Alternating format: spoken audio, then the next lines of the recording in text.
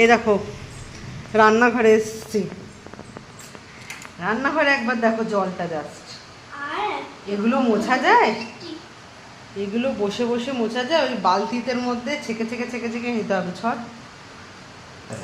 এই দেখো কত জল, এই পুরো একদম থই থই করছে। আর এই দেখো যেইখান দিয়ে জল এসে কি অবস্থা, মানে জামা কাপড় যা ছিল সব ভিজে গেছে। মানে এগুলো সেরকম কিছু নেই, ধরো এই প্যান্টটা দিয়ে আলতা পাল্টা করি, আলতার জলগুলি টপ টপ করে পড়ছে।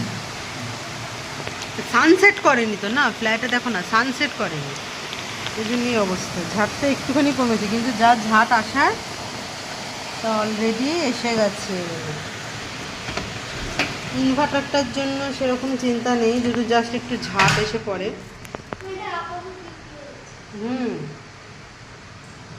দেখো কতটা জল, এখানেও জলে ভর্তি, পুরো একদম ফ্রিজের ওখানে অব্দি চলে গেছে জল।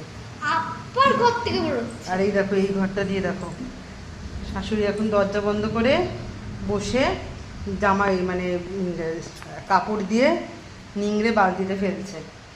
আর দেখো জল এখানে মানে বেরিয়ে আসছে, দেখতে পাচ্ছ কতটা জল। এই অবস্থা আমাদের বারান্দায়, এইখানে দেখো ওদিক দিয়ে জল আসছে, আর এদিকটাতে তো পুরোটাই ভর্তি একদম, কি আর বলবো। তো চলো এক্সট্রা কাজগুলো তো করতেই হবে। টাটা।